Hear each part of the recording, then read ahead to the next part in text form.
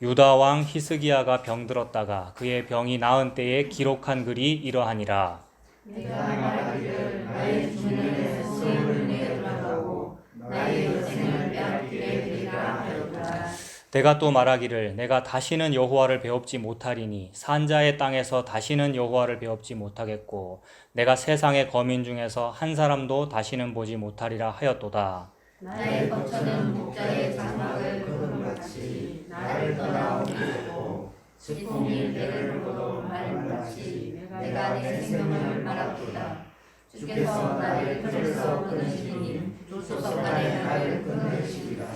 내가 아침까지 견디었사오나 주께서 사자같이 나의 모든 뼈를 꺾으시오니 조석간에 나를 끝내시리라. 나는 들같이 학같이 지저리며 비둘기같이 슬프며 내 눈이 새하도록 방황하나이다. 여호와여 내가 대죄를 받사오니 나의 주모가 되옵소서. 주께서 내게 말씀하시고 또 친히 이루셨사오니 내가 무슨 말씀을 하오리이까. 내 영혼의 고통으로 말미암아 내가 종신토록 방황하리이다.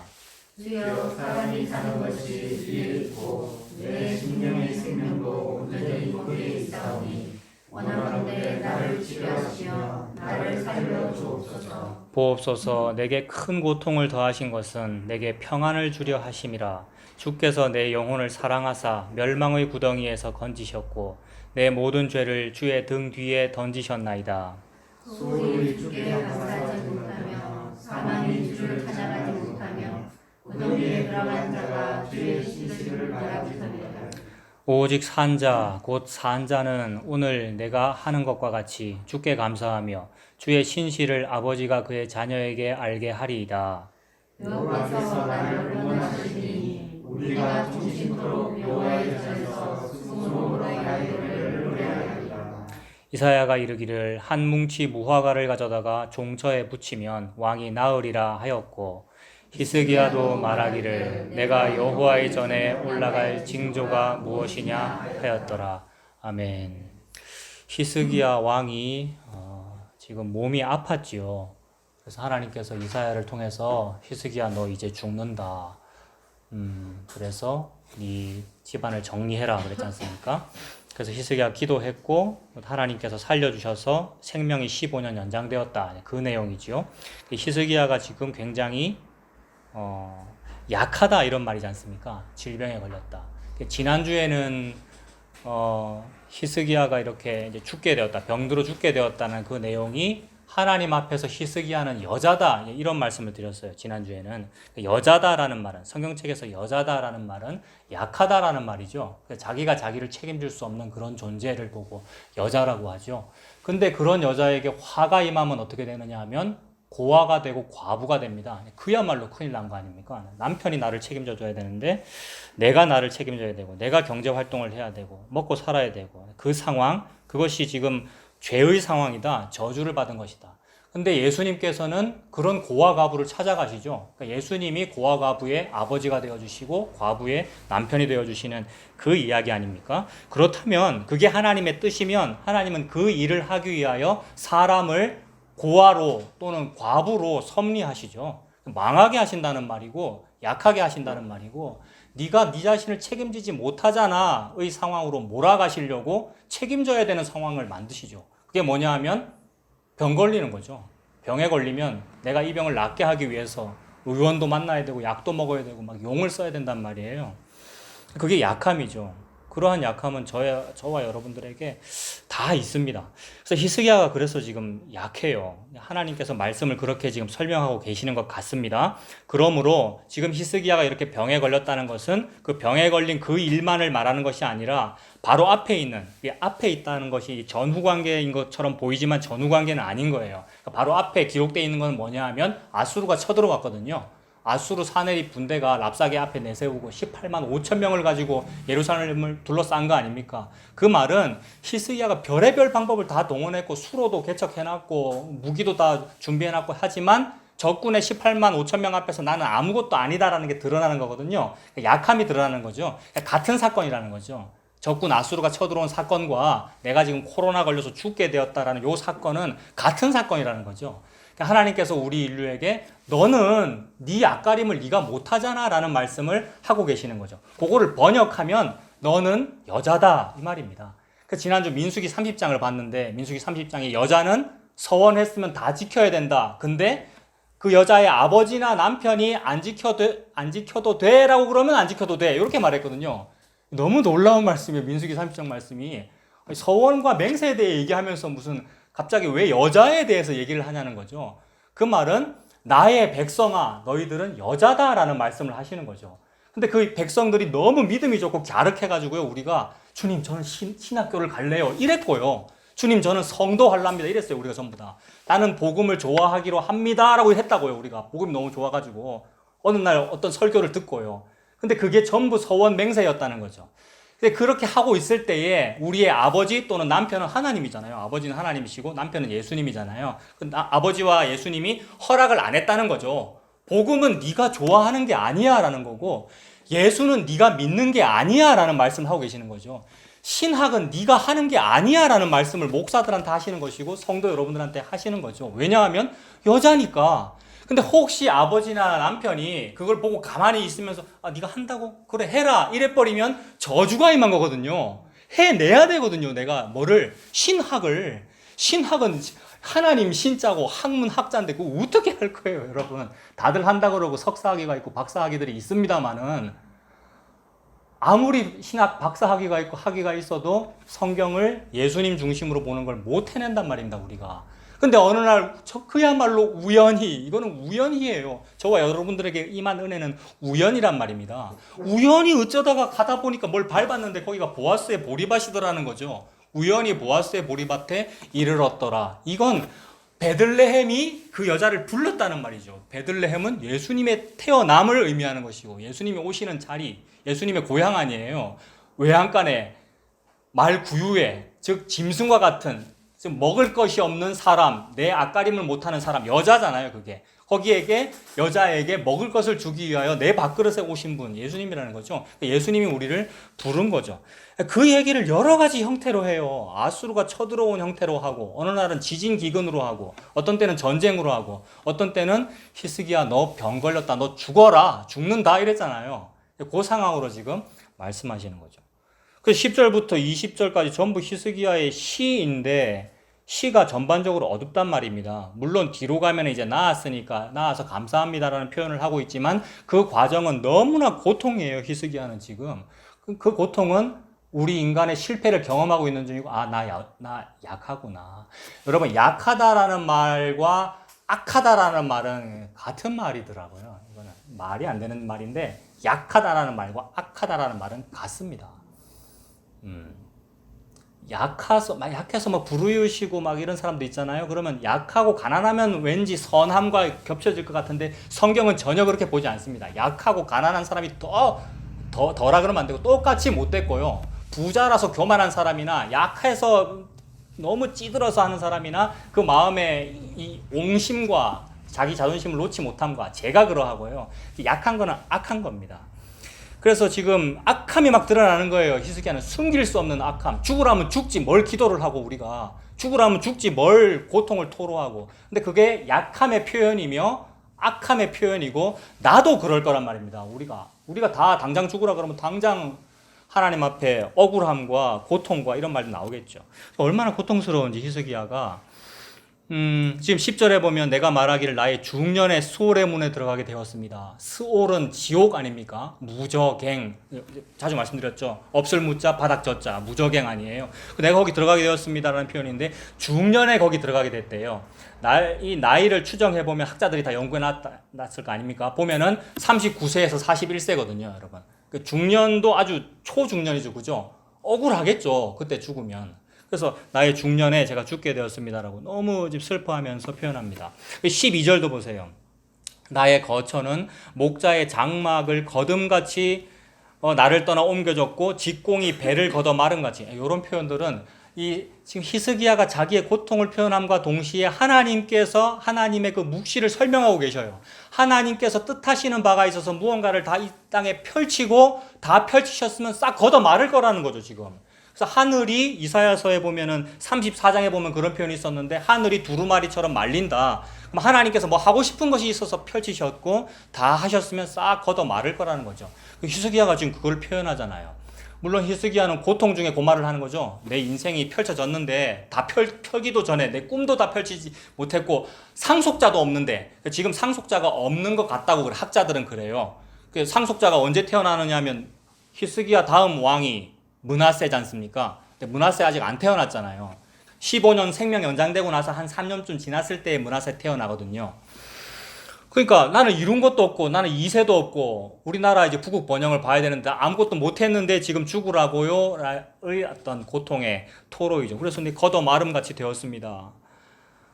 주께서 나를 틀에서 끊으시니 조석간에 나를 끝내시리라. 조만간에 저를 끝내버리시겠군요. 이렇게 말합니다. 그런데 이제 이런 표현들에서 또 느껴지는 것은 너무나 고통스러워서 원망하는 말이면서 동시에 저는 이게 체념도 들어있다고 보여요. 체념. 왜냐하면 상대가 너무 강하잖아요, 여러분. 하나님께서 너무 강하시고 하나님께서 무언가를 하기로 그렇게 정해버리셨으면 어쩔 수 없구나의 상황이 되면 체념이 되죠. 그래서 아까 우리 교동할 때도 이런 표현이 있었는데, 아까 시편 18편 17절에 이런 표현이 있었는데, 나를 강한 원수와 미워하는 자에게서 건지셨으며 그들은 나보다 힘이 세기 때문이로다. 상대가 나보다 힘이 세면 내가 아무것도 못하잖아요. 그래서 적 그리스도 사탄이 내보다 힘이 센데 그거는 그렇다 치고 그 사탄보다도 하나님이 더 힘세고 내보다 하나님이 더 힘이 세서 내가 체념이 된다는 말입니다. 그래서 어떤 몸이 아프거나 이 땅에서 실패하거나 그것 때문에도 힘이 빠집니다만은 진짜 궁극적인 이유는 하나님 자기 마음대로 하는구나. 요것 때문에 힘 빠지는 거 한번 경험해야, 저도 다 경험 못했습니다만은 하나님 진짜 힘이 세가지고 하나님 마음대로 하시는구나. 그거 한번 경험해야 그제서야 고개가 숙여지지 않겠냐. 이제 그 말을 하는 겁니다. 우리 고개가 안 숙여지거든요. 왜냐하면 목이 곧고 뻣뻣한 백성이라서요. 제가 그렇고 유대 백성이 그렇고 성도라는 모든 사람들이 목이 곧고 교만한 백성이라서 하나님 앞에서 안 꺾어져요. 그래서 하나님께서 이렇게 꺾으시죠, 지금. 어떻게 꺾어지는지 좀 더 볼까요? 13절에 보면 사자같이 나의 모든 뼈를 꺾으십니다. 하나님께서 사자같이 나의 모든 뻣뻣함을 꺾어버리시는 거잖아요. 그래서 조만간에 나를 끝내시겠군요. 그러면서 체념이 일어나는 겁니다. 하나님은 사자 같으시니까, 하나님께서 하나님 뜻대로 하시니까.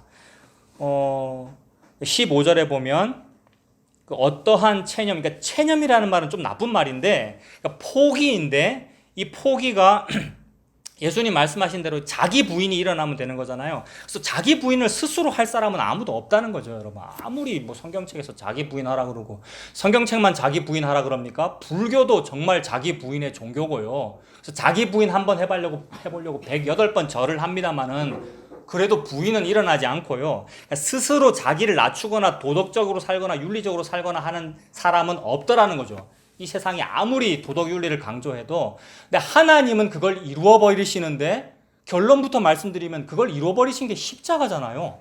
예수님 십자가가 그 자기 부인이고, 하나님은 눈 시퍼렇게 뜨고 그 일을 해버리셔요. 누구를 상대로? 자기 아들을 상대로. 이거 어마어마한 일이죠. 자기 아들을 죽여버리시는 그 일. 근데 우리는 사실 내가 그래야 되거든요. 내가 나 스스로가 십자가에 달려야 되고 내가 내 자아가 부인돼야 되는데 그게 안 되는 그 일을 하나님은 하신단 말입니다. 근데 그게 펼쳐지는 거죠.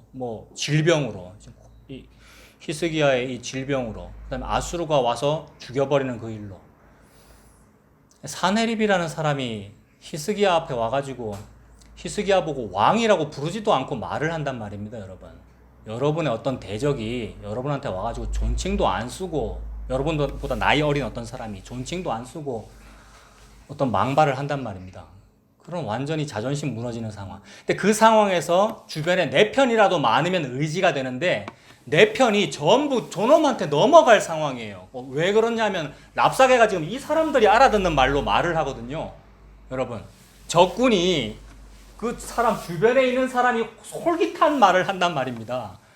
그 상황이 십자가라고요. 예수님 십자가.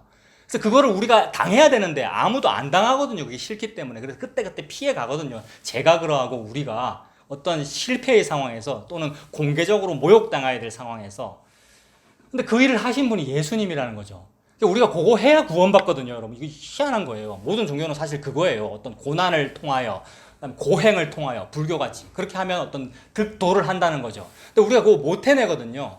근데 예수님께서 그렇게 하는 거 아니야 라는 말씀을 하시는 겁니다. 왜냐하면 너 여자거든 이 말 하는 거죠. 그거 남자가 하는 거야. 그거 남편이 하는 거야 라는 말씀을 하시는 거죠. 그래서 너는 내 속에 들어와 라고 하는 겁니다. 그 너는 그러니까 아무리 많아도 상관없어요. 지난주에 일부 다처제 말씀드렸는데 일부 다처제라는 것은 남편은 한 명이고 여자 여러 명인데 아무리 많아도 숫자가 어떻게 됩니까? 이스라엘 백성들 여자가 아무리 많아도 숫자 인구조사할 때 안 세죠. 그러니까 아무리 많아도 없는 것이고 아무리 많아도 남편은 하나, 여자는 0, 1 플러스 0 하나인 거죠. 1. 그래서 아무리 많아도 한 명이라는 거죠. 우리가.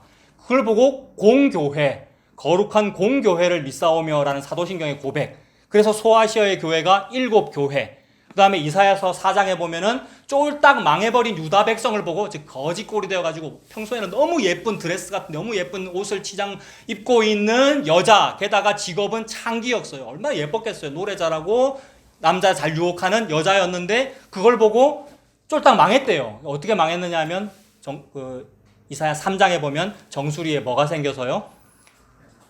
땜빵이 생겨서 이 말을 하시는 분 들은 분입니다. 녹화된 거를.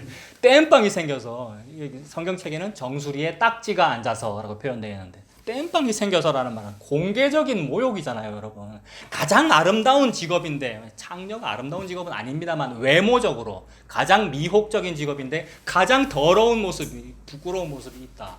그 자기 부인이란 말입니다. 그렇게 하나님께서 만드신다는 거죠. 그 일 앞에 그러한 강한 불가항력적인 하나님의 강함 앞에 좀 나쁜 표현으로는 체념이 되더라 이 말입니다.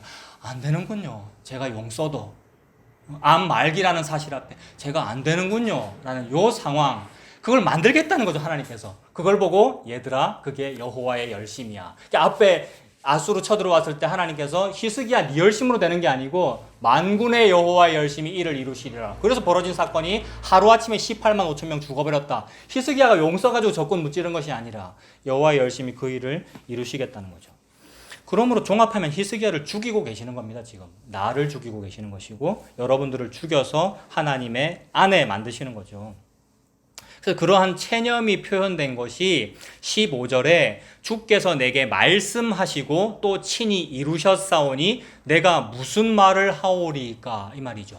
하나님은 말씀하면 그대로 되어버린다는 거죠. 그래서 하나님께서 말씀하시면 이루어지는데 제가 거다가 뭐 말을 더 더하리까. 그러므로 이 기도와 이 시는 표현은 하나님 앞에 어떤 억울함, 원통함의 표현이지만 사실은 받아들이고 있는 거죠. 그래서 그 받아들인 것이 이미 죽은 것이고 그 이미 죽은 것이 산 것입니다. 예수님 안에서는. 그래서 십자가가 부활이고요. 그래서 히스기야는 죽었어요. 지금 아수르 사내립 때 모욕당한 것이 죽은 것이고 너 죽었다 네 집안을 정리해라 이 말이 히스기야 죽은 것이고 동시에 그게 산 거라고요. 살았다라는 게 뭐냐 하면 15년 연장되었다라는 말이고, 그래서 허물과 죄로 죽었던 너희를 살리셨도다 에베소서에 그 말씀을 하나님 구약에서는 이렇게 표현하시는 거죠. 그리고 이렇게 죽었다가 사는 데에 히스기야는 아무 한 일이 없죠. 히스기야가 아무 한 일이 없고 하나님께서만 일을 하셨는데 하나님께서만 일하신다는 그 징조를 여러 가지 보여주셨는데 이사야 7장 8장 어간에서는 그 징조가 뭐였냐 하면 이사야 자신과 이사야에게 주신 자녀들에 대한 징조였어요. 그러니까 이사야 자신은 이사야니까 여호와가 그러니까 여호와가 예수님이다. 여호와가 구원이다. 요 뜻이고, 그러니까 이사야 자신에게 주신 징조는 여호와가 구원이야. 너희들이 용 쓴다고 구원받는 것이 아니고 그 말이고, 나와 내 자녀들에게라 그랬으니까 자녀들은 뭡니까? 이사야의 자녀들이 뭡니까? 마헬 살랄 하스바스 스알 야숲, 그 다음에 신비한 자녀가 하나 더 있는 누구 자녀인지 몰라요. 처녀가 낳는데 어떤 자녀를, 처녀가 아들을 낳으리니 이름을 임마누엘이라 하리라. 요게 징조였거든요. 종합하면 마엘 살랄 하스바스와 스알 야숲과 임마누엘은 같은 말이다 이 말이라고요. 그럼 예수님을 그렇게 설명하는 거죠. 마헬 살랄 하스바스는 쫄딱 망한다는 뜻이고 스알 야숲은 살아서 돌아온다는 뜻이니까 십자가와 부활이 예수님이야. 그게 임마누엘이야. 그 일을 통하여 하나님이 너와 항상 함께 있어. 그러면 하나님은 어디서 함께 계시냐 하면 십자가에서 성도를 함께 계시는 거죠. 그러니까 예수님이 십자가에서 성도 여러분들과 함께 죽고 함께 살았다라는 말을 그렇게 하는 거죠. 그러니까 죽었다, 병 걸려서 죽는다, 근데 15년 산다라는 것이 십자가로 표현되는 거죠. 그러니까 임마누엘은 우리의 부흥이고 사업 번창이고 뭐 잘 되는 것이 아니라 십자가에서 죽고 사는 것을 보고 임마누엘을 한다는 거죠. 그러면서 하나가 더 보이는 게 오늘 제일 마지막에 있는 네 지금 아픈 그 종처에다가 상처에다가, 그러니까 종처는 종기 자리래요. 그러니까 옛날에는 종기 걸려도 죽었잖아요. 그러니까 뭐 악성 종기가 되면 그게 종양이 될 수도 있을 거 아닙니까? 그러니까 죽을 병이죠, 지금 히스기야가 걸린 게. 근데 거기다가 무화과를 반죽을 해서 발을 합니다. 그러면 이걸 인간적으로 해석하면 히스기야가 하나님 말씀을 안 듣고 무화과라는 그 일에 약효를 안 믿고 안 발랐으면 죽었을 텐데 믿음으로 무화과를 반죽해서 발랐으니까 살았다라고 해석할 수 있습니다만 그 문자적이고 인간적인 해석이고요. 그런 식으로 해석하는 게 많거든요, 여러분. 그 여리고성을 정복할 때에 불순종했으면 정복을 못했을 텐데 순종해가지고 의지를 가지고 7바퀴를 돌았더니 살았지 않습니까? 라고 해석을 해버리면 맞아, 내가 7바퀴를 돌아야 돼, 내가 순종해야 돼가 되는 것이고, 요것도 지금 내가 무화과를 갈아서 붙여야 돼가 되고, 뭐 아람 사람 나아만 장군도 요단강에 들어갔더니 살았으니까 내가 들어가야 돼가 되는데 그 말이 아니라 방금 그 7바퀴 돈다, 요단강에 들어간다, 무화과를 바른다, 이런 것들은 니들은 한 게 아무것도 없어 라는 표현이거든요.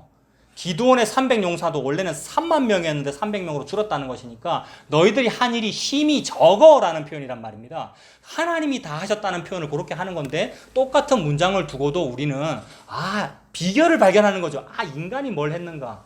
그래서 옛날에 전도사 때, 강도사 때 교회에서 창세기 이런 거 성경 공부를 한 적이 있었는데 제가 창세기를 강의합니다, 모이세요라고 했더니 어떤 장립집사님이 이제 지원을 하셔가지고 쭉 듣다가 나중에 재미가 없다는 거예요. 얼마나 강의를 못했으면 재미가 없었겠어요. 근데 왜 재미가 없는지 말씀을 하시는데 자기는 약초에 대해서 관심이 많은데 창세기에는 약초가 특히 많이 나오는 것 같더라는 거예요, 자기 느낌에. 그런 게 나오죠. 뭐 합환체 이런 거 나오거든요. 체음제 뭐 이런 거. 그래서 그걸 나는 좀 배우고 싶은데 하나님의 어떤 비결을 배워서 어떤 약초, 한약제 이런 거 하고 싶은데 그런 얘기는 하나도 안 해주더라는 거죠. 그러니까 성경책에서 어떤 인간의 생존에 대한 또는 신앙생활을 잘하는 무슨 그런 비결을 발견하려고 하면 이거 불경보다도 못하죠. 이건 불경보다 못하고 하나님의 의도가 그게 아니라는 거죠. 그러니까 인간의 그런 비결은 성경책에 들어있지 않고 오직 하나님의 열심만 나오더라는 겁니다. 히스기야는 지금 아무것도 한 것이 없이 그저 우연을 가장한 필연 아니겠어요?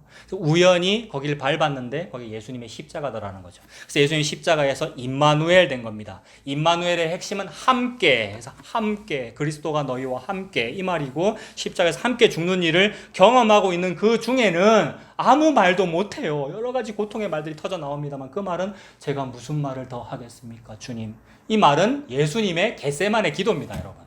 히스기야의 이 고통의 이 기도는 결국 예수님의 겟세마네 기도라고요. 예수님 똑같잖아요. 이거 십자가 안 지면 안 돼요. 이 말 분명히 했습니다만 그러나 나의 원대로 마옵시고 아버지의 뜻대로 되기를 바랍니다. 그러므로 무화과를 이렇게 해서 발랐다는 내 쪽에서 한 일은 아무것도 아니며 그 무화과가 발려지는 요 사건은 결국 뭐가 되느냐 하면 예수님이라는 사건이 되죠. 지난주에 무화과가 뭔지 모른다고 제가 말씀드렸어요. 아무리 해도 해석이 안 되더라고요. 그래서 나도 생각해 보겠다 그랬고 들으시는 분도 생각해 보시라 그랬는데 제가 생각한 건 이거예요. 무화과를 발라서 이렇게 종처에 붙인다라는 그 행위는 인간적으로 볼 때 내가 한 행위처럼 보이지만 그건 전부 예수님을 의미하는 거라고요. 그래서 무화과가 으깨졌을 거 아닙니까? 무화과를 으깨서 한 뭉치 무화과를 가져다가 그러니까 고약처럼 만들어서 바르라는 건데 무화과가 박살나는 일이잖아요. 박살나가지고 막 상처에 스며들어가지고 쩔어져가지고 고치는 어떤 그런 일인데 예수님의 겟세마네 기도라는 거죠. 겟세마네라는 말이 설교 들어보니까 그것이더군요. 그 겟세마네가 동산이 감람산에 있는 것이고 감람나무가 올리브 나무 아닙니까? 올리브를 짜서 기름 짜는 동네니까 예수님의 기도하는 중에 땀이 피로 변했고 짜진 거죠. 결국 어디서 짜지냐면 십자가라는 틀에서 짜져서 물과 피가 다 흘러내리는 건데 너희들은 이 몸을 먹어라, 이 물과 피를 마셔라 하니까 이 사건이 무화과를 종처에 붙이는 사건이니까 감히 이 말 앞에서 내가 그 무화과 으깨서 내가 발랐어요 라는 말을 못하고 으깨진 그분이 예수님이시군요 라는 말밖에 못하더라는 거죠. 이 말 앞에 고개가 숙여지더라는 거죠.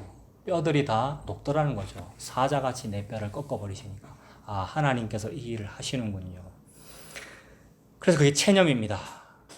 좀 좋게 말하면 자기 부인이고요. 거룩한 포기이고요. 그래서 이 포기가 되면 17절에 보시면 보옵소서 내게 큰 고통을 더하신 것은 내게 평안을 주려 하심이라. 이런 표현 굉장히 좋아하거든요. 저도 이런 거 좋아하고요. 다 과거의 어떤 실패나 고통들이 다 하나님께서 합력하여 선을 이루시겠지 이런 표현들. 근데 전부 그게 이론적이고요. 실제로는 우리가 그런 거 원치 않는단 말입니다. 근데 우리의 이 실제에서 현실에서 그 큰 고통이 내게 평안을 주려고 하시는구나. 이 일은 예수님 십자가로만 되더라는 겁니다. 십자가가 현실이 되어야. 그래서 내게 평안을 주려 하심이라. 주께서 내 영혼을 사랑하사 멸망의 구덩이에서 건지셨고 내 모든 죄를 주의 등 뒤에 던지셨나이다. 이렇게 표현합니다. 그러니까 나의 모든 죄를 주님의 등 뒤에 던지셨다고 표현했잖아요. 그래서 이게 제목이에요. 주의 등 뒤에. 구약에서는 주의 등 뒤에 이러면 하나님이겠지만 그 하나님은 예수님이시지 않습니까? 예수님의 등 뒤로 히스기야의 죄가 던져졌답니다. 히스기야가 예수님이시고 동시에 여러분이잖아요. 그러니까 모든 성경은 성도를 예수님과 동일시해서 설명하죠. 성도가 그 길을 가야 되는데 아무도 가지 않습니다. 아무리 목사가 되어도. 근데 예수님이 그 길을 가거든요. 그래서 같아요. 성도와 예수님은 같아요. 예수님 십자가 안에서. 그래서 예수님이 성도와 완전히 같아집니다. 그래서 지금 예수님이 이제 십자가로 던져지는 그 모습인데 히스기야는 표현하기를 하나님께서 내 모든 죄를 주의 등 뒤에 던지셨습니다. 이렇게 표현했습니다. 그러면 여러분도 다 죄가 있고 저도 죄가 있는데 나의 죄가 예수님 등 뒤로 던져질 때에 나는 어떻게 되느냐 하면 나도 같이 던져지겠죠.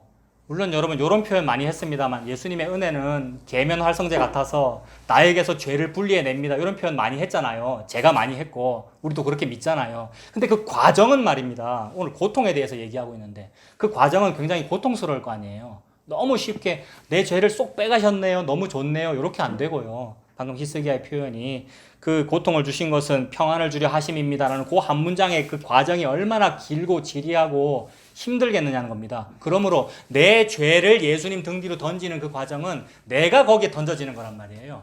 그러므로 나라는 사람이 예수님 등 뒤로 던져지는 그 경험입니다. 그래서 그게 뭘까? 이제 그거를 생각해 봤는데요. 주의 등 뒤에라 그랬잖아요. 예수님 등 뒤로 저와 여러분들이 던져지는 거란 말입니다. 신약 마태복음에서 이 뒤에라는 말을 찾아봤어요. 그러니까 찾으려고 찾은 게 아니고 주의 등 뒤에 이러니까 떠올랐어요. 그냥 은혜죠. 그거는 직통 계시를 받았다는 것이 아니라 그런 설교들을 들은 것이고 그런 부분을 언젠가 읽은 것이고. 그래서 뒤에라는 말이 마태복음에 나와요. 한번 찾아보세요. 마태복음 16장 23절. 마태복음 16장 23절.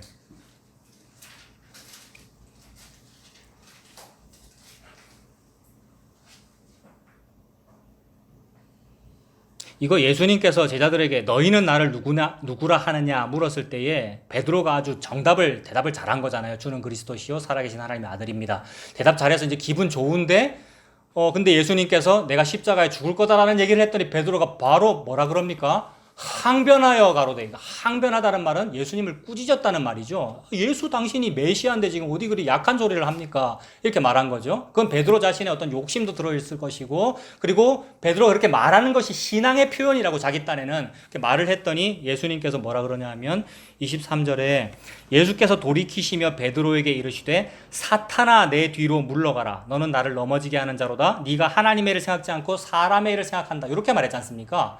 여기에 지금 사탄아 너 내 뒤로 물러가라 이 표현을 했단 말이에요. 여기에 내 뒤로라는 표현이 나온다는 거죠. 주의 등 뒤에 내 뒤로 물러가라. 지금 베드로한테 사탄아 내 뒤로 물러가라 라고 하는 거잖아요. 사탄 보고 사탄아 내 뒤로 물러가라라고 한다고 해서 사탄은 말을 안 듣겠죠. 사탄은 말을 듣지 않고 불순종하여 죽는 존재이고, 근데 베드로는 지금 예수님이 베드로를 사랑한단 말이에요. 사랑해서 구원하는 거지 않습니까? 베드로를. 베드로는 안 믿죠. 안 믿기 때문에 배신하는 것이고, 나중에 가서 성령님이 임하고 믿는 거란 말이에요. 베드로는 믿는다고 하지만 지금 안 믿어져요. 배신하는 건데, 그래서 그 믿어지는 그 과정이 뭐냐 하면 베드로의 회개의 과정이고, 베드로의 고통의 과정이고, 베드로가 십자가에 죽는 과정인데, 그 과정이 뭐냐 하면 베드로 네가 사탄이다, 네 내 뒤로 물러가라라고 말씀하시는 그 모습이죠. 그러므로 그때에 히스기야하고 똑같이 베드로의 죄가 주님 뒤로 물러간과 동시에 베드로 자체가 저 뒤로 가는 거죠. 예수님 뒤로. 그래서 예수님 뒤로 지금 주의 등 뒤로 이 말대로 예수님 뒤로 베드로가 들어가게 되는 겁니다. 히스기야가 하나님 뒤로 들어가게 되는 거죠. 이 모습을 또 상상해 보면 그 사탄을 적그리스도라 그러잖아요. 마귀를 적그리스도. 적그리스도라는 말이 그리스도가 여기 계시고 적그리스도는 대적자이기 때문에 그 영어로 안티 크라이스트 아닙니까? 엔타이, 안티. 그러니까 반대편의 이 말이잖아요. 이거는 일기토하는 모습 같은 겁니다. 일기토. 어릴 때 일기토라는 말 아셔요? 게임 잘 안 해보셨어요? 지난주도 내가 오락실 얘기했는데 오락실 나만 다닌 것 같던데 그 게임에 나오는 건데 우리 편 군대와 적군이 싸울 때 우리 편 군대가 다 나가서 군사가 싸우는 게 아니고 우리 편 중에서 싸움 제일 잘하는 사람이 딱 한 명 서고 저쪽에서 싸움 제일 잘하는 놈이 한 명 딱 쓴단 말입니다. 그 대표자 둘이 싸우는 걸 보고 일기토라 그러는데 일본 말에서 나온 건데 예, 그걸 하겠다는 거죠. 그리스도와 적 그리스도가 싸우는 전쟁이란 말이에요. 그 앞에 지금 그리스도가 그 싸움의 방법이 뭐냐면 십자가에서 죽는 거였잖아요. 그래서 이 비밀을 지금 예수님이 베드로한테 얘기했단 말이에요. 방금 내가 십자가에서 죽을 거다. 이 말은 내가 일기토 하겠다 이 말인데 베드로가 아니요 내가 일기토 할 건데요 라고 한 거잖아요. 여러분 예수님 앞에 나가서 예수님 앞에 지금 베드로가 나간 거란 말이에요. 그러면 뭐가 되느냐 하면 적 그리스도가 됩니다. 그리스도 앞에 나가면 엔타이 크라이스트가 된다고요. 저쪽은 적이거든요. 적 그리스도잖아요. 그래서 열심히 하는 게 적 그리스도입니다. 결국 그러니까 하나님보다 앞서가지고 그래서 너는 내 뒤로 물러가라 라고 하면 택함 받은 백성이 아닌 사람은 왜 그러냐고 난 더 열심히 할 거라고 뭐 이렇게 하게 되겠지만 물론 그것도 과정이겠죠. 그러다 돌아오게 되겠죠. 주님의 은혜로. 베드로는 이제 돌아오게 되는 거예요. 나중에 또 열심히 해봐요. 막 열심히 하고 나는 죽는 데까지 따라갈 겁니다도 해보고 그런데 다 굴기 전에 3번 부인하고 결국 포기하고 물고기 잡으러 갔다가 3번 만나주시는 3번 3이라는 숫자 자꾸 나오거든요. 요한복음에 보면. 그래서 그 3을 자꾸 일깨워주시는 베드로의 무능함과 배신하였음과 죄를 일깨워주시는 3이라는 숫자를 자꾸 보여주시면서 3번 물어보잖아요. 베드로한테. 그러면서 결국 예수님 뒤로 가게 되는. 그래서 예수님 뒤로 가서 하는 일이 뭐냐면 죽는 일이죠. 순교하는 일이죠. 그래서 너는 내 뒤로 물러가라 라면서 하신 말씀이 그 24절에 보시면 이에 예수께서 제자들에게 이르시되 누구든지 나를 따라오려거든 자기를 부인하고 자기 십자가를 지고 나를 따를 것이니라 이렇게 말씀하잖아요. 줄이면 너 나 따라와라 라는 말인데 아무도 예수님 따라갈 사람 없다 이 말입니다. 히스기야도 예수님 따라갈 실력이 없고요. 아무리 목사가 되고 신학을 해도 성도가 되어도 예수님 따라가는 그런 사람은 없다 이 말입니다. 그런데 이상한 하나님의 어떤 방법으로 그건 주로 고통이더라는 거죠. 네 죽는다라는 얘기고 지금 히스기야처럼 어떤 고통에 해당하는 그 일은 임마누엘이 벌어지는 그 사건입니다. 그건 십자가입니다. 그걸 통하여 내 뒤로 물러가는 일을 만들다는 거죠. 그러니까 예수님 뒤로 물러가야 따라갈 거 아닙니까? 예수님 앞에 있으면 지가 먼저 가는 거잖아요, 여러분. 근데 나를 따라오라 이 말은 내 뒤로 물러가라는 얘기죠. 그래서 종합하면 우리가 다 따른다 그러잖아요. 나도 따른다고 막 맹세서원했고요. 신학을 했다는 말은. 근데 그거 아무도 지가 할 사람이 없더라는 거죠. 나도 거짓말한 것이고요. 그래서 예수님을 따라오게 만드는 그 일은 그 사람이 아예 체념이 벌어지는 어떤 그런 사건이라는 거죠. 사자한테 물려가지고 뼈가 다 부러지는 그런 사건. 그래서 예수님 등 뒤에 가서 따라가게 되는 일이더라는 겁니다. 요 일을 똑같은 사건을 요한복음에서 한번 찾아보세요. 요한복음 21장 보면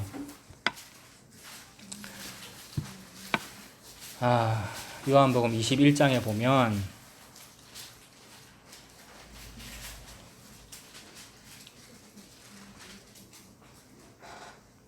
아무도 자기 의지를 자기 그 의지로 지 힘으로 예수님 믿는 그런 사람이 없습니다. 실증이 나기 때문에, 그다음에 지루하기 때문에, 그다음에 힘들기 때문에 아무도 자기 의지로는 안 해요. 설교하는 목사도 안 하고요, 여러분들도 안 하고요. 근데 하나님은 그걸 하더라는 거죠. 그러니까 우리가 다 부자라서 천국에 못 들어가는데 사람으로서는 할 수 없는데 이상하게 하나님은 하더라는 그런 일을 펼치십니다. 그 말씀이 21장 18절에 나오는데 내가 진실로 진실로 너에게 이르노니 네가 젊어서는 스스로 띠뛰고 원하는 곳으로 다녔거니와. 이거 지금 베드로한테 하는 말이잖아요. 그러니까 아까 마태복음도 지금 베드로한테 하는 말이고, 베드로한테 네가 젊을 때는 스스로 띠뛰고 원하는 곳으로 다니잖아 이렇게 말해요. 우리가 실제로 그렇죠. 젊다는 말은 의지가 있고 힘이 있다는 말이고요. 힘이 있을 때는 내가 예수님 앞에 나서서 막 뭘 한단 말입니다. 그게 잘하는 줄 알았고, 근데 베드로가 지금 살아보니까 3번 부인하고 보니까 잘하는 거 아니네요가 됐잖아요. 그래서 젊을 때는 네가 그렇게 하게 되는데 늙어서는 네 팔을 벌리리니 남이 너에게 띠띠우고 원하지 아니하는 곳으로 데려가리라 이렇게 말합니다. 그러니까 늙어서는이라는 말이 우리가 힘 다 빠져서는 그 말이잖아요. 그러니까 패배하게 되고 병 걸리게 되고 그 얘기잖아요. 히스기야가 지금 병 걸리고 요 표현을 하고 있는 거죠. 그래서 늙어서는 남이 너에게 띠띠우고 원하지 않는 곳으로 데려간다라고 하는데, 그 원하지 않는 곳은 어디냐 하면 주로 여기 나오는 이 남은 핍박자겠죠. 원래 기본적으로는 핍박자고 대적자일 거 아닙니까? 대적자가 여러분들을 괴롭히고 목사를 괴롭히고 뭐 그런 일일 거 아니에요. 그래서 우리가 그놈 나쁜 놈이다라고 하는데 사실은 그 대적자를 움직이는 분이 하나님이고요.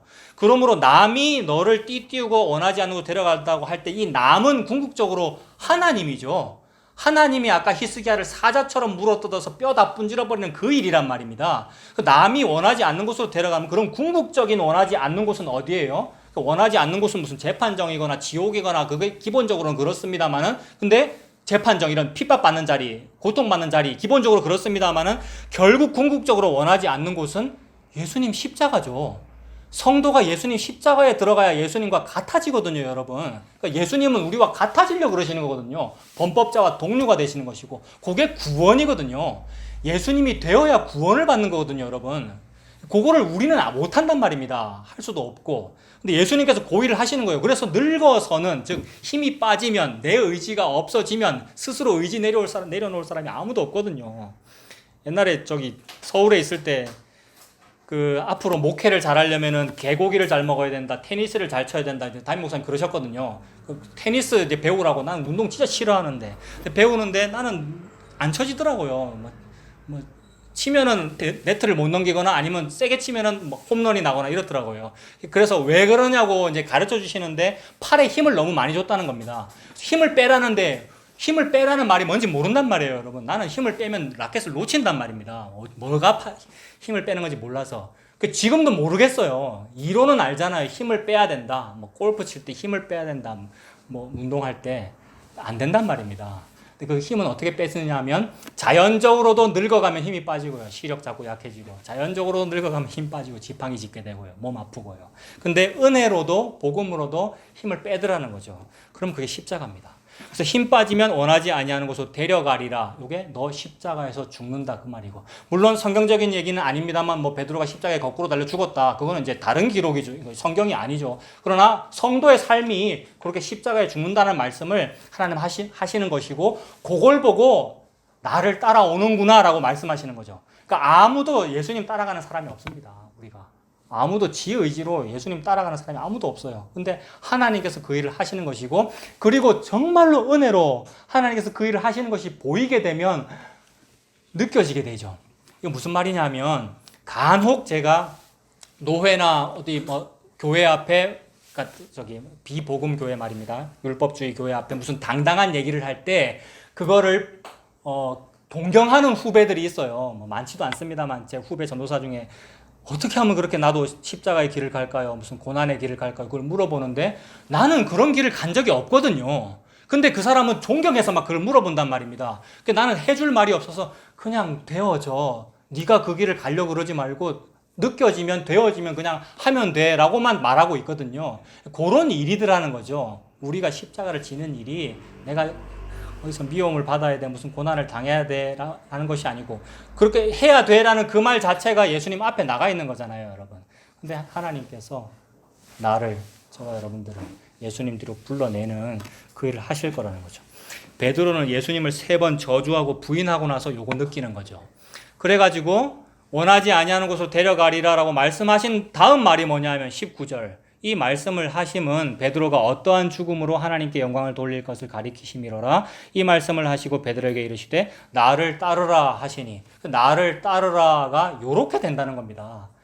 그래서 요렇게 되면 사람이 어떻게 되느냐 하면 힘이 빠지는 것 같아요. 제가 지금 같아요라고 말하고 있어요. 왜냐하면 저도 아직 젊거든요. 그래서 막 혈기왕성하고요. 그래 아직 모르겠거든요. 그래서 아직도 테니스 라켓 잡는 걸 모르겠다 이 말입니다. 그래서 하나님께서 힘을 빼셔요. 힘을 빼시는 그 모습이 조금씩 보여요. 성경책에서 보인다고요. 저는 이번 주에 뭐가 보이냐면 엘리 제사장이 힘 빠져서 죽었구나 요 생각이 들어요, 여러분. 엘리 제사장 98세쯤에 죽었거든요. 엘리 제사장 평소에 늘 생각할 때, 사무엘이 이제 라이징 스타, 사무엘이 떠오르는 이제 선지자고 엘리 시대는 이제 갔다. 지금 엘리가 참 뭘 잘 못했다. 늘 이 느낌이었는데 엘리의 삶을 그렇게 만든 분이 하나님이고요, 여러분. 그 엘리 제사장이 똑바로 못 살았잖아요. 한나가 막 통성기도할 때 술 취했다라고 이렇게 막 누명 씌우고 몰라서 이렇게 영안이 어두워서 그런 것이고 자식 교육도 똑바로 못했지 않습니까? 근데 그 모든 일을 펼친 분이 하나님이잖아요. 그러므로 엘리는 너무 똑바로 못 살았음과 동시에 너무 잘 살은 거예요. 그러니까 하나님은 성도의 삶을 예수님과 똑같이 그렇게 인도합니다. 그래서 예수님 만들어서 죽이는 거죠. 그걸 보고 구원이라고 그러는 거라고요. 그래서 예수님 만들어서 죽인다는 이 말이 너무나 거룩한 성화와 영화를 이룬다는 말이 아니라 죄인임이 드러난다 이 말이라고요. 그래서 엘리는 죄인임이 드러나서 목 부러져 죽거든요, 여러분. 몸이 비둔해가지고 언약궤 빼앗겼다는 소식을 듣고 탁 넘어졌는데 목이 부러져서 죽었다. 목 잘려서 죽는다는 것을 보고 구원이라 그런다고요. 그러니까 교회는 7 여자거든요. 소아시아 7 교회이고 이사야 4장의 그 7 여자인데 여기에 땜빵 나서 죽는다 이 말은 이거 기능을 잃어서 죽는다 이 말이라고요. 그래서 목 베임당해서 죽는 그 사건 구원을 그렇게 설명하는 거죠. 너무 잘 사는 거예요, 엘리 제사장은요. 우리가 전부는 아닙니다만 나는 사무엘처럼 살려고 그랬지 엘리처럼 살려고 안 그랬거든요. 근데 그냥 살면 되는 거예요, 엘리처럼. 그러면 죽여요. 목베임 당해서 죽이면 그걸 보고 구원이라 그런다고요. 그래서 7 여자가 한 남자를 붙잡는 것을 보고 정결하다고 그럽니다. 7 여자라는 말은 완전히 타락해버린 여자라는 뜻이거든요. 7은 완전하다는 뜻이고 그러니까 완전한 죄인이다라는 뜻인가 동시에 하나님의 완전한 백성이라는 뜻이죠. 완전히 죄인인데 완전한 백성이다. 이게 어떻게 말이 됩니까? 이거 레위기 13장 13절에 나옵니다. 완전히 머리끝에서 발끝까지 문둥병자면 정결하다. 이 표현이 그 뜻이거든요. 그래서 교회의 개수는 7 교회 완전하다는 말이고 그 교회의 면면을 들여다보면 전부 이단이에요. 요건 이단이고 요건 죄인이고 요건 분쟁을 일삼는 교회고 7 교회가. 근데 그걸 보고 완전하다라고 하는 거죠. 그래서 엘리가 그렇게 죽습니다. 그 죽음의 과정이라는 거죠. 그 얼마나 고통스러울까요, 여러분? 어린 사무엘이 자기 밑에서 컸는데 어느 날 하나님께서 사무엘에게 말씀하셔요. 내한테 말씀 안 하시고.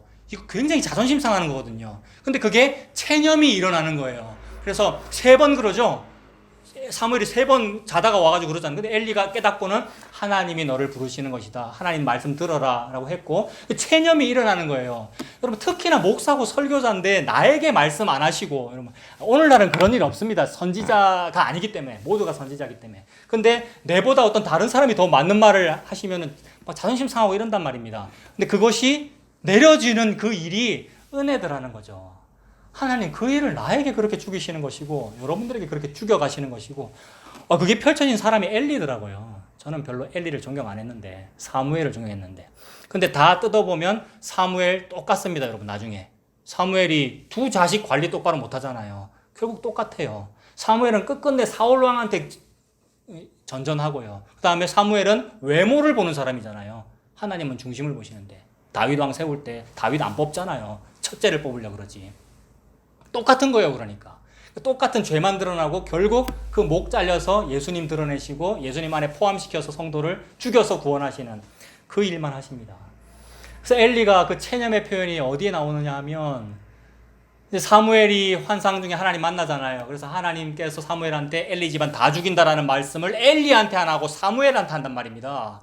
그 사무엘이 막 떨잖아요. 이 말을 엘리한테 못해서. 근데 엘리가 너 들은 대로 다 사실대로 말해라 라고 하니까 사무엘이 벌벌 떨면서 하나님께서 당신 다 처벌하실 거라고 말씀하십니다 라고 했더니 엘리가 뭐라 그럽니까? 막 반항하거나 화내거나 어디 여호와의 영이 내게서 떠나 네게로 갔느냐 이따위 말 안 하고, 여러분 이거 유명한 표현이에요. 어디 여호와의 영이 내게서 떠나 네게로 갔느냐 이 표현, 여러분 자존심 강한 사람일수록 이런 말 한단 말입니다. 아합과 여호사밧 왕이 연합 전쟁하려고 할 때에 그때 선지자, 거짓 선지자 시드기야라는 사람도 있었고 참 선지자 미가야라는 사람이 있었는데 미가야가 바른 말 하니까 시드기야가 했던 말이란 말이에요. 거짓 선지자가 어디 여호와의 영이 나에게 충만하게 계시는 성령께서 어디 니한테 가서 그런 말을 하느냐라고 하는데, 그게 아니라 엘리는 뭐라 그러냐면 여호와의 뜻이 선하시니 그 말씀대로 되리라 이 말하고 죽어요. 그 다음 장면에 이제 전쟁 나가지고 언약궤 빼앗기고 쓰러져서 목 부러져 죽는다는 그 얘기란 말입니다. 그러니까 하나님께서 성도를 그 길로 데려가는 거죠. 그게 엘리가 드디어 주님 등 뒤로 간 겁니다. 그럼 살았잖아요, 여러분. 그래서 신약교회에 뭡니까? 아나니아와 삽비라 부부 이런 사람 자주 말씀드렸잖아요. 죽여서 구원하신다고요. 그게 은혜죠. 물론 살아있는 동안에 정말 미리미리 겸손하고 미리미리 회개해가지고 하면 얼마나 좋겠습니까마는 그거 못해서 결국 우리가 지옥 가는 존재인데 죽여서라도 이 구원을 이루어 주시니 그게 십자가군요. 그게 임마누엘이군요. 이렇게 되더라는 거죠. 그 엘리의 삶이 그러하고요. 또 나중에 다윗도 그렇죠. 이건 찾아볼까요, 여러분? 사무엘하 12장. 사무엘하 12장.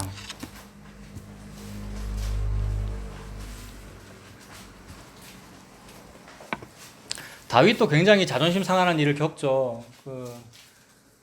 우리야 죽이고 밧세바 범했는데 나단 선지자가 찾아와서 바로 말 안 하고 돌려서 또 말해요. 나단 선지자가 바로 말 안 하고 돌려서 말했는데 그게 니다 이러면 그게 더 충격이잖아요, 여러분.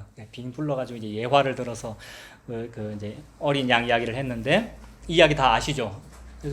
그래서 이제 다윗 보고 네가 그 사람이다라고 했더니 그때부터 다윗이 낮아짐이 벌어지는 거죠. 근데 바로 안 되는 것 같아요, 여러분. 네가 그 사람이다라고 했을 때 바로 회개했다. 그래서 다윗이 훌륭하다 이렇게 표현하지만 사실은 과정이 있는 것 같아요.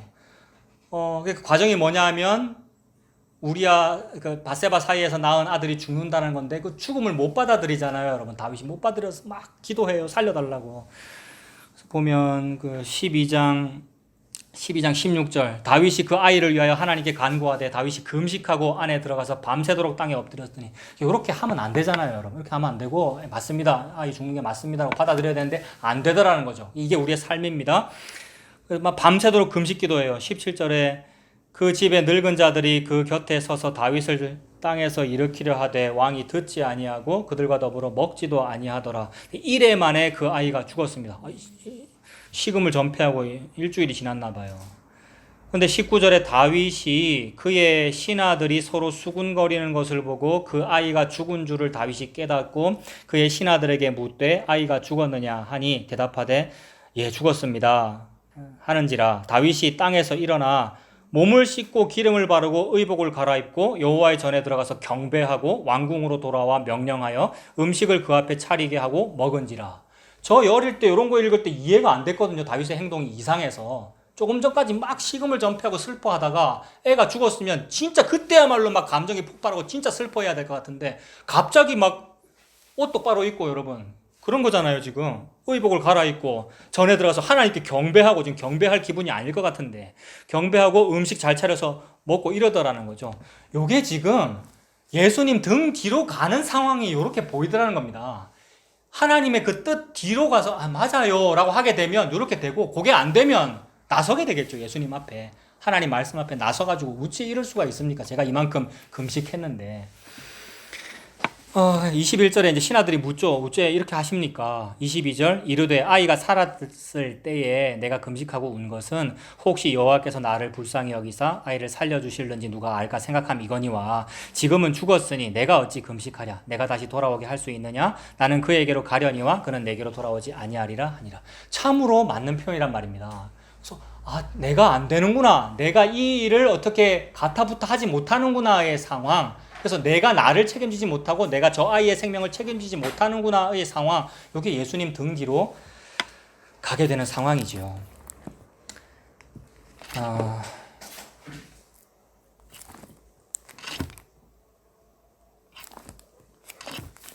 아까 시편을 교독했는데 시편 18편 한번 다시 보십시오. 시편 18편 17절에 우리가 스스로 무언가를 못하는 이유는 나의 대적이 나보다 힘이 세기 때문입니다. 아까 읽었죠. 17절 제일 뒤에 그들은 나보다 힘이 세기 때문입니다. 동시에 하나님이 저와 여러분을 구원하시는 이유도 여러분들이 힘이 약하기 때문입니다. 그들이 여러분보다 힘이 세기 때문에. 그 동시에 하나님은 우리보다 힘이 세요. 그래서 결국 그 선악과 먹고 내가 하나님 되어가지고 끝끝내 하나님 앞에 나서겠다는 나를 하나님 뒤로 보내버릴 겁니다. 그게 십자가고 그게 은혜입니다. 요거 받은 사람이 하나님의 백성이죠. 예수님의 아내이고요. 그래서 그렇게 되면 그 여자는, 그게 일곱이라는 여자, 우리 교회죠. 교회는 예수님 뒤로 피해요. 그게 30절이에요. 그래서 오늘 30절까지 딱 읽었어요. 의미다니가 거기서 끝나더라고요. 18편 30절에 보면 하나님의 도는 완전하고 여호와의 말씀은 순수하다. 완전한 그 도와 순수한 그 도가 뭐냐면 십자가입니다. 임마누엘로 사람 죽여서 구원하는 그 일. 그게 하나님의 도고 순수함이라고요. 그게 내용이 뭐냐면 그는 자기에게 피하는 모든 자의 방패시로다. 이렇게 됩니다. 그래서 자기 백성을 자기 속으로 쏙 불러들이는 거죠. 그래서 암탉이 자기 새끼를 날개 아래 모으려 함과 같이 내가 너희를 품으려 함이 몇 번이었느냐라고 말씀하시는 거죠. 그게 예수님의 십자가의 구원이었습니다. 그 예수님 믿고 사시는 저와 여러분들 다 되시길 바랍니다.